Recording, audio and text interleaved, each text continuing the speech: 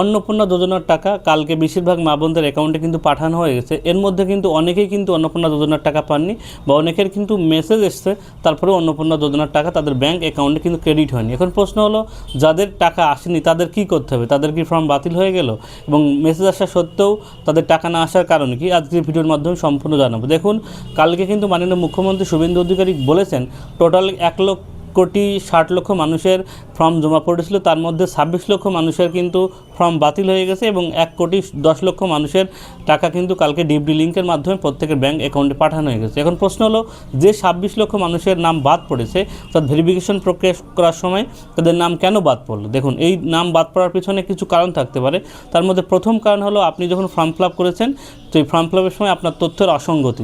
যেমন সেটা কি, হয়তো আপনি আপনার ভোটার কার্ড আপলোড করেছেন, সেক্ষেত্রে আপনি প্রথম পার্টটা আপলোড করেছেন এবং সেকেন্ড পার্টটা অর্থাৎ উল্টো পাশে যে পিঠটি থাকে সেটা আপনি আপলোড করেননি। আপনার আধার কার্ডের ক্ষেত্রেও সেটা হতে পারে, যখন আপনি আধার কার্ড আপলোড করতে, ছোটো আধার কার্ডে কিন্তু দুপাশেই তথ্য থাকে, সেক্ষেত্রে আপনি প্রথম পার্টটা আপলোড করেছেন, সেকেন্ড পার্টটা আপলোড করেননি, বা আপনি ফর্ম ফিল আপের সময় এমন কোনো একটা অপশন ভুল করে ফেলেছেন যার জন্য আপনার অন্নপূর্ণা যোজনার ফর্ম ভেরিফিকেশনের সময় কিন্তু ফর্মটা বাতিল হয়ে গেছে বা ফর্মটা আপনার কিন্তু ভেরিফিকেশন কমপ্লিট হয়নি।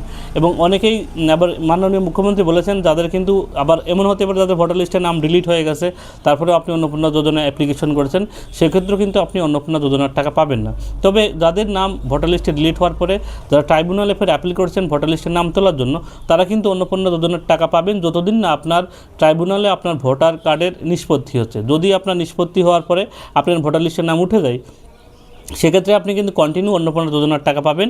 কিন্তু যদি আপনার ভোটার লিস্টের নাম না ওঠে, সেক্ষেত্রে কিন্তু আপনি আর অন্নপূর্ণা যোজনার টাকা পাবেন না। এবং যারা ভারতের নাগরিকত্ব পাওয়ার জন্য সিএতে অ্যাপ্লিকেশন করেছেন, তারাও কিন্তু অন্নপূর্ণা যোজনার টাকা পাবেন যতদিন না আপনার সিএ সার্টিফিকেট পাচ্ছেন। এবং সিএ ভেরিফিকেশন করার পর যদি আপনি সার্টিফিকেট না পান, কোনো কারণবশত যদি আপনার সি অ্যাপ্লিকেশন বাতিল হয়ে যায়, সেক্ষেত্রেও কিন্তু আপনি অন্নপূর্ণা যোজনার টাকা পাবেন না। এবং সি সার্টিফিকেট পাওয়ার পর কিন্তু আপনি অন্নপূর্ণা যোজনার টাকা যেমন পাচ্ছেন তেমনভাবে পেয়ে যাবেন, ঠিক আছে? এবং এই সমস্ত কারণে কিন্তু, বা আপনি যে তথ্যগুলো দিয়েছেন অসঙ্গতি থাকতে পারে, এই তথ্যগুলো যদি আপনি ঠিকঠাক দিয়ে থাকেন, তারপরেও যদি আপনার টাকা না আসে, সেক্ষেত্রে আপনার বিডিও অফিসে যেতে হবে। এবং আপনাদের একটা কথা বলি, যারা অন্নপূর্ণা যোজনার টাকা কালকে ব্যাঙ্ক অ্যাকাউন্টে চেক করেছেন, তারা আজকে একবার চেক করবেন কারণ কালকে রাত 12টা অবধি কিন্তু টাকা ঢোকার কথা ছিল। এবার হয়তো আপনি সন্ধ্যার দিকে চেক করেছেন, টাকা আসেনি, হয়তো টাকা এসে যেতে পারে। যদি আপনার মেসেজ না আসে টাকা আসে, তাহলে আপনি আজকে একবার আপনার ব্যাঙ্ক অ্যাকাউন্টে চেক করবেন।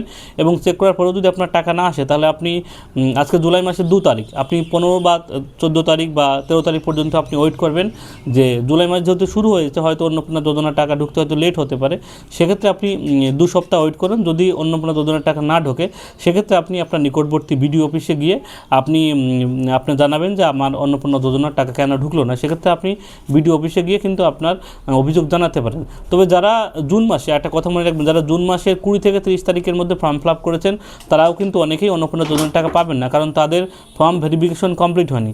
ফর্ম ভেরিফিকেশন কমপ্লিট না হওয়ার কারণে কিন্তু আপনি অন্নপূর্ণা যোজনার টাকা পাবেন না। আপনাদের ফর্ম কিন্তু ভেরিফিকেশন হওয়ার পরে আগস্ট মাস থেকে টাকা পাবেন।